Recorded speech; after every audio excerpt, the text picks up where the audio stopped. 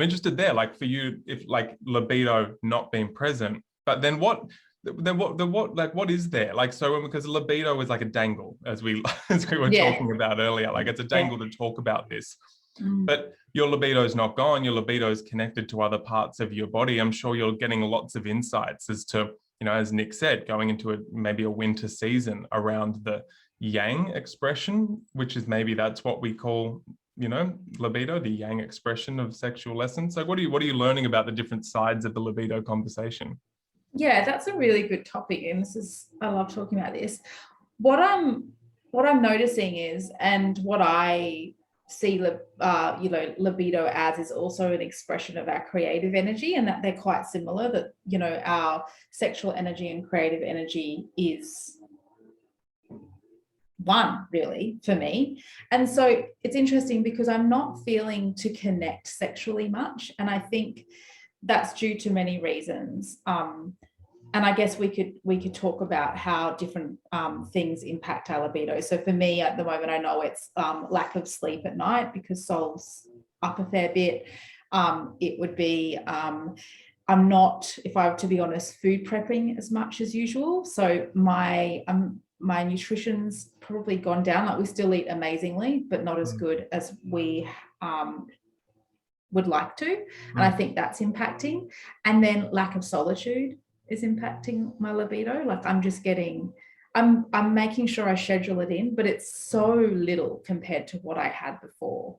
And so that definitely impacts me. And then I think I get to the end of the day, or I wake up in the morning, and I've been breastfeeding a lot. And I've been, when you've got a baby on your hip all the time, you're always in contact with something. So the last thing I feel like is to then go back into contact and intimacy with my partner. And so they're just kind of backtracking some of the things I think have been impacting me with libido.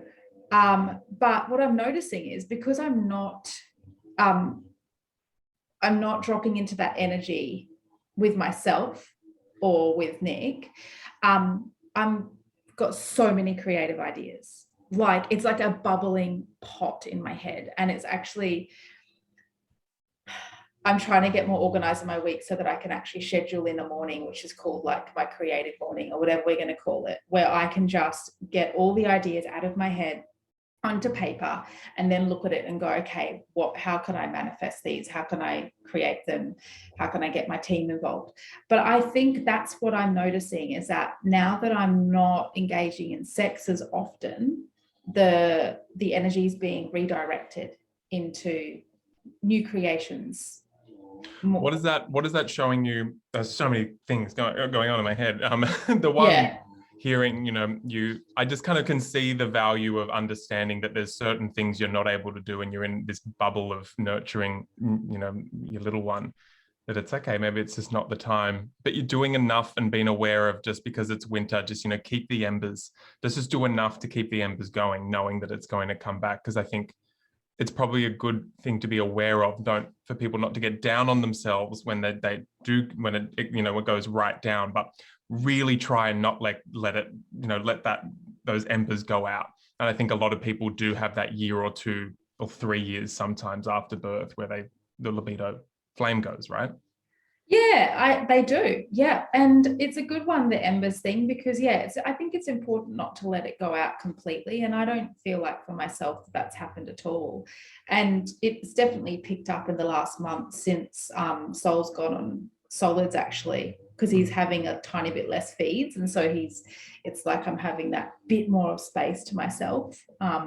But you got to keep the embers just simmering away, whatever you say. And I think that's what's great about using, and this wasn't intentionally a plug for Super Feast, but like every day I use the Super Feast products, and I think they help me, and they definitely help Nick. He swears by them for libido. Help the embers just keep kind of hot. Keeping them hot.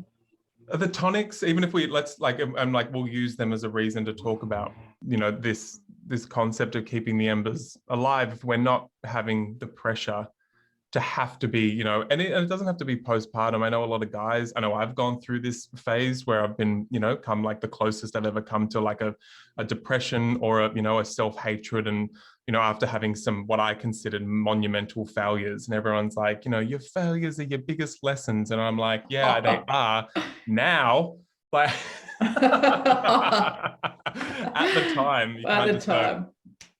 you know, No. my whole identity is crumbling and it's hard Yep. to so I've had that phase, you know, and, you know, like, of course, when I talk about, you know, the tonics and lifestyle, it's like that kind of, it pales in comparison to having open communication with your, you know, for me, with my lover, or, you know, even if you've got just a good friend, if you're alone, or, you know, journaling with yourself, to be like, this is what's going on, you know, it's not, and just that alone can kind of keep those embers alive and not let it go out. But then talking about tonic herbalism, it's kind of where they fit in a lot of the time. It's like, you know, and people do associate taking, say, the deer antler or cordyceps and being like, I'm horny, guys, like I'm hard, but sometimes it is about taking them during convalescence periods, postpartum periods, and it's like it's just, they're not going to let you, they're going to help you just not tip over the edge. Same as like you saying, I think this is an important one, because I feel like there's a lot of like no libido, like subconscious no libido shaming sometimes in our culture, and especially in our circles. And you saying, you know, I've got, you know, you've got Nick, you're talking to Nick and he's like, no, you know, I've got awareness of this as a season of our life. And you're trying to have moments where you do book in your solitude, which seems like people like obvious. It's like, that's hard when you've got a lot going on. Yeah. That just keeps it alive without necessarily, I think, with the tonics, you know, even taking tonics, not expecting them to just turn the libido on, not seeing as it a failure that they don't immediately, it's not all bubbling over straight away, but it is just keep hanging on, keep those embers alive and just clinging on that little bit. I think that's a really important distinction. Glad you we danced there. Yeah, and it's a long-term thing, I think, with the tonics too. It's not just like, oh, I'm going to take deer antler this morning in my cacao. And I mean, Nick swears by deer antler though. He's just like so protective of his jar of deer antler. And if I haven't put it in, he's like, where's the deer antler? Why didn't you put it in? However, I don't think Nick's a winner though. Nick's a winner. That's yeah. Yeah. Oh, he loves it. Yeah. So, but I think with the tonics, for me, it's a long-term thing. Like, I know that if I have them, which I do daily, they're kind of keeping me just simmering away, but also looking after my health long-term, which is what like my vision is. I'm going to be in my 60s, 70s and still enjoying a really great sex life, and not get to, you know, 60 and be like, yeah, now I have cobwebs and I'm never going to have sex again. That kind of mentality. I want to feel vitality and I want to feel libido and I want to enjoy a great sex life for a long life. And I know people and mentors in my life who have that, and that's my long-term vision. So incorporating things like the tonic herbs is part of that long-term vision for me.